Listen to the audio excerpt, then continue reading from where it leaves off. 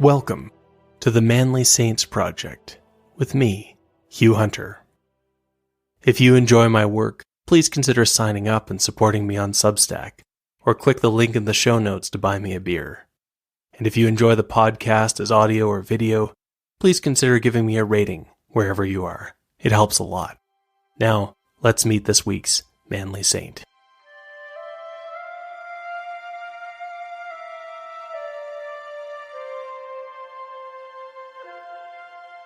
Join me today to meet the blind saint and bard of Brittany.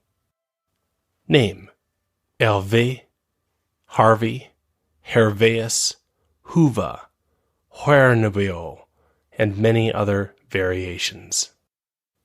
Life: around 521 to 575 AD. Status: saint. Feast: June 11th. One day, when he was a little boy, Hervé came home and found that his mother was not there. Because Hervé had been born blind, it must have dawned on him slowly as he searched that all of his mother's possessions were gone too. Hervé was now alone in the world.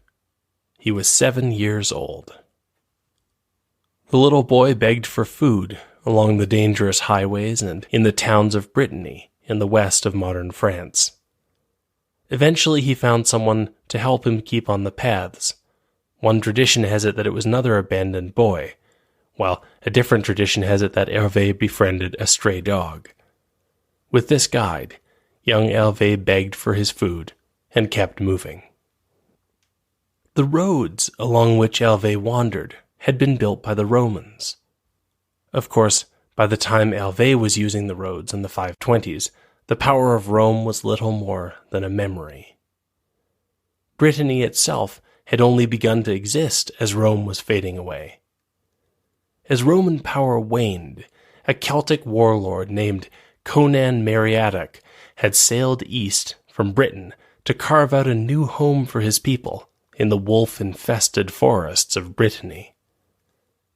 Legend has it that Conan Meriadoc had been so grimly determined that his new lands should be truly Celtic that he had cut the tongues from those locals whom he captured to ensure that they would not change his language by introducing new words or strange accents.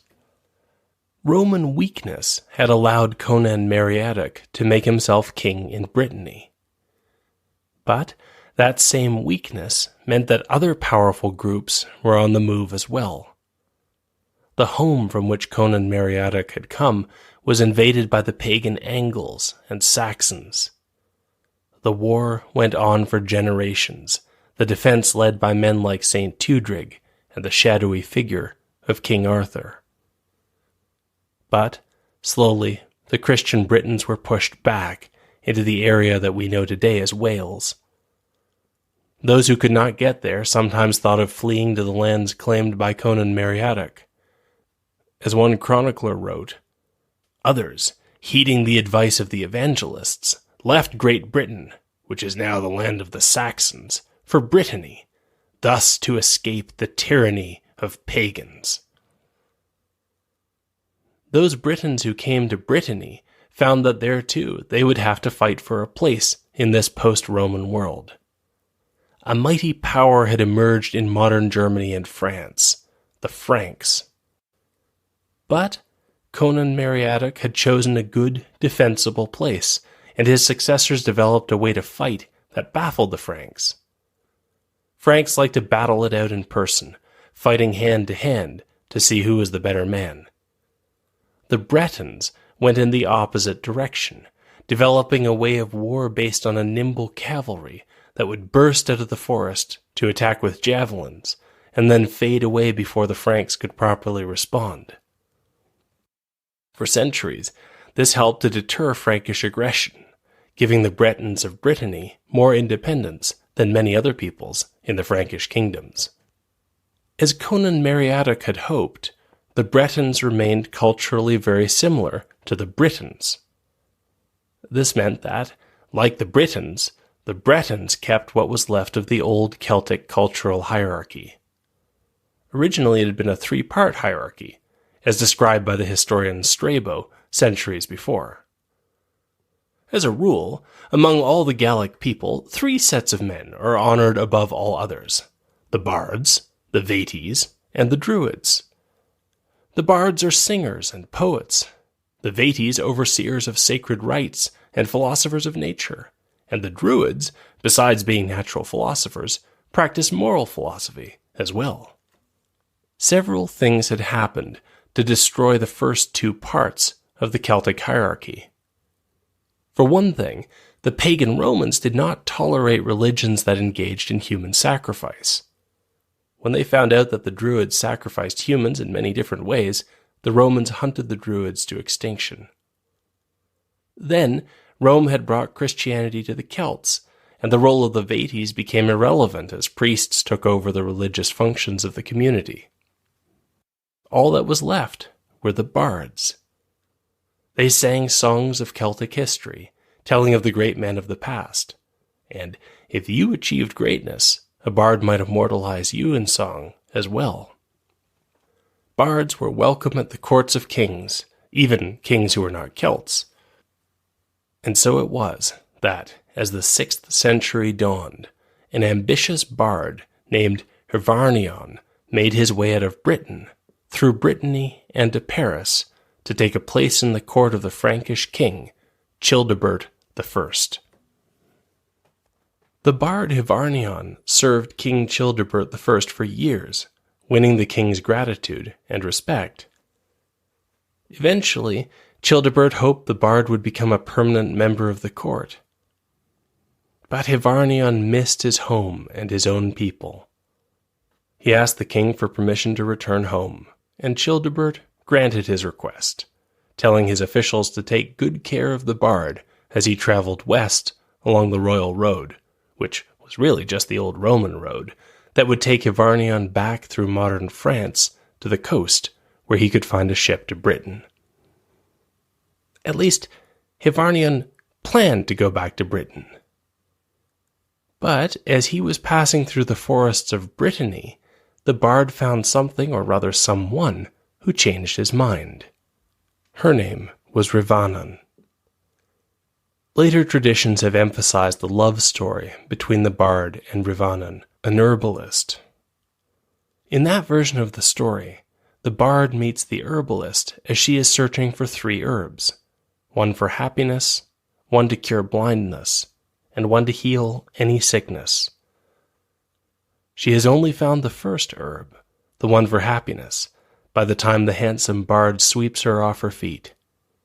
And this is why, in that version of the story, the couple enjoys a brief moment of happiness before their son is born blind and Hervé dies young.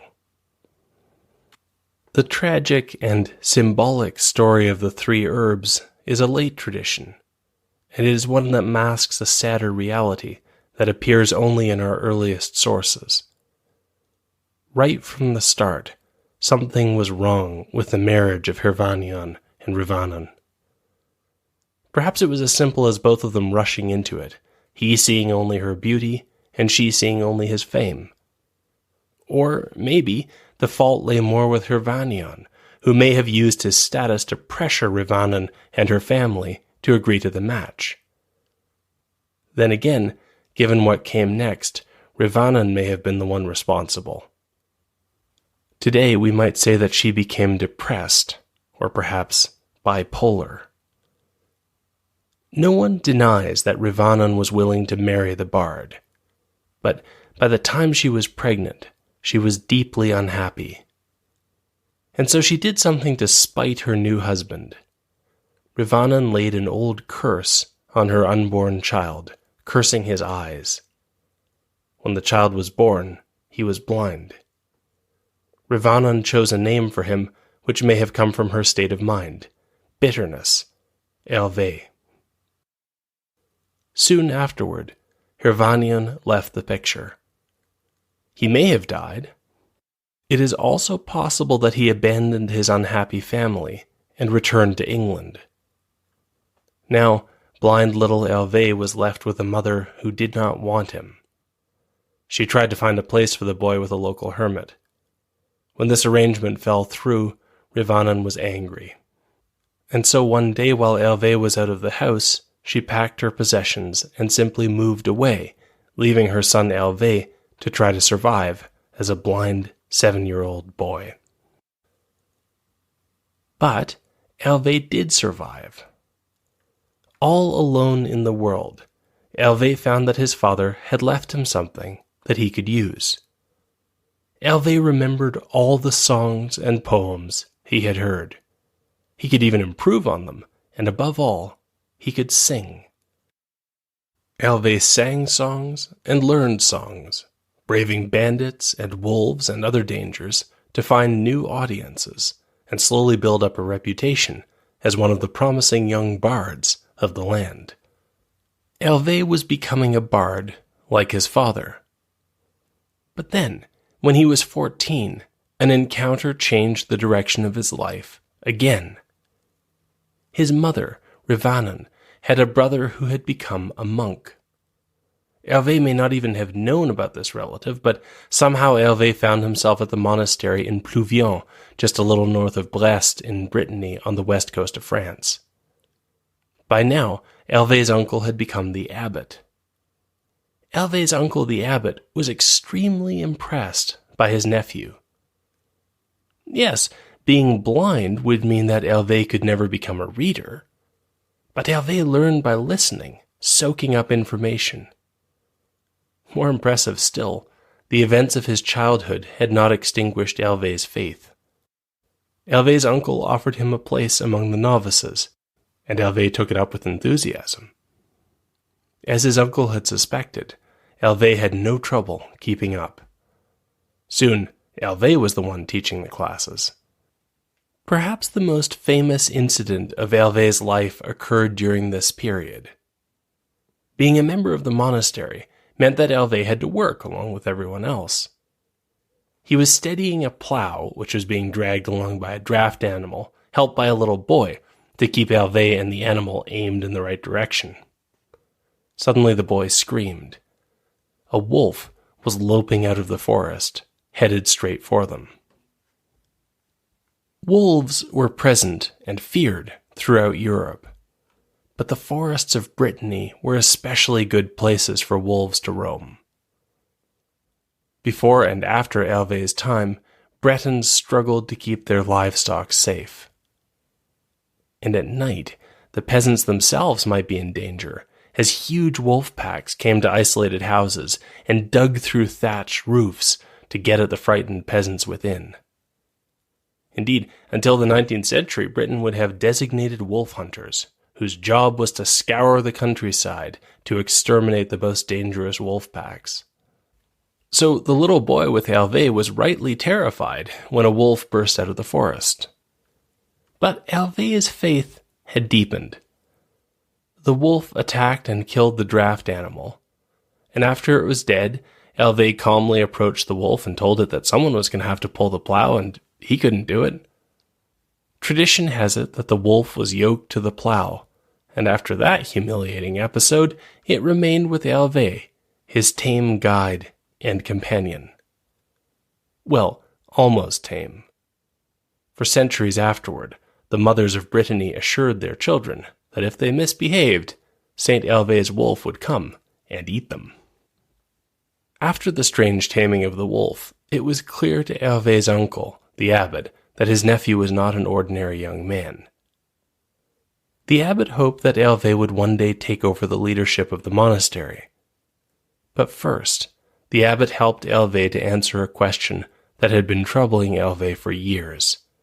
Where was his mother, Rivanan? Eventually, the abbot's investigation turned up an answer. Rivanan had abandoned her son and gone to live deep in the forest, in solitude.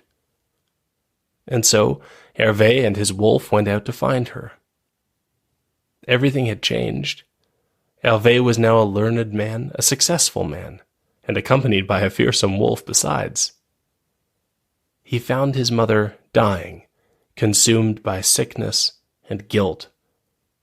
Hervé forgave his mother, reconciled with her, and helped her to prepare for the end. Not long after Hervé's mother died, her brother, the abbot, died as well. Hervé was now the leader of a monastery. As abbot, Hervé did something strange. He took his community on the move. They walked through Brittany, helping, healing, and casting out demons. Soon, Hervé and his traveling monks were well known. When they encountered a bishop, the bishop insisted Hervé should take on some sort of holy orders, but Hervé humbly refused.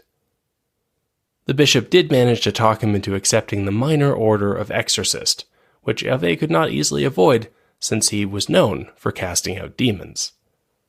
After a period of wandering, Hervé settled his community a little to the east of where it had been, in Lannoineau. One of my favorite stories about Hervé comes from this moment.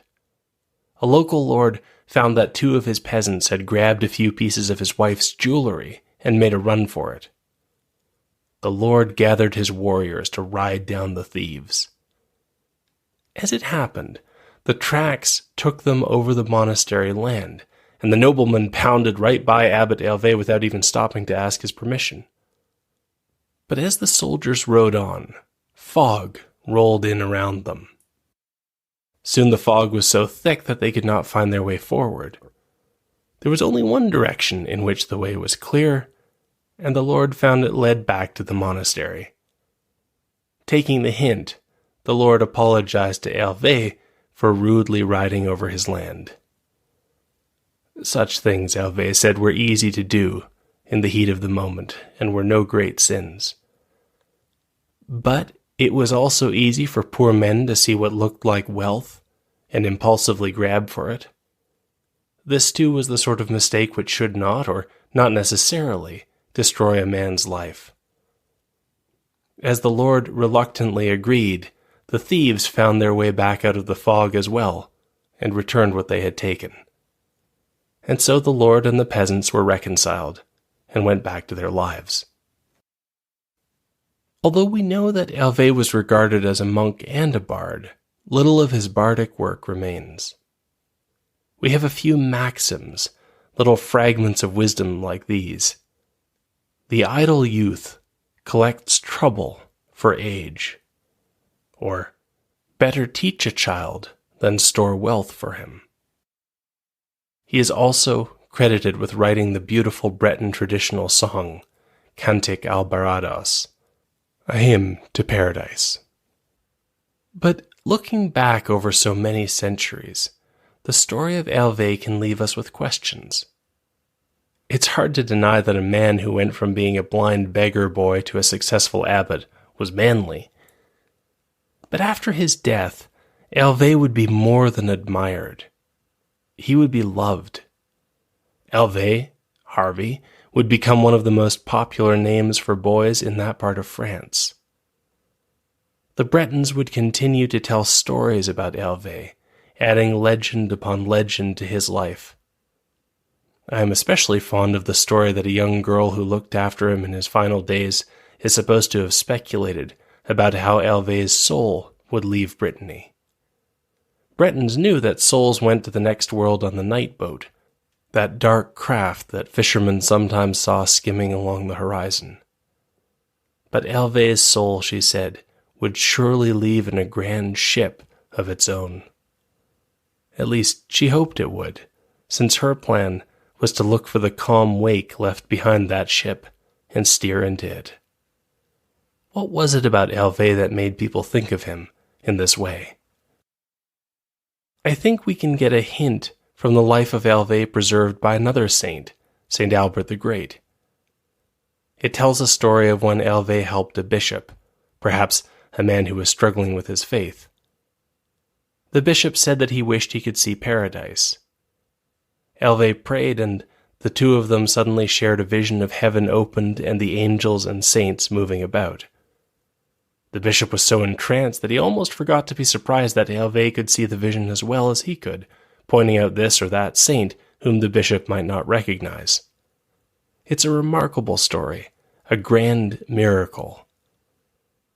But then, in the very next line of the account, we find Hervé walking by a convent where some nuns are crying about the loss of a single laying hen.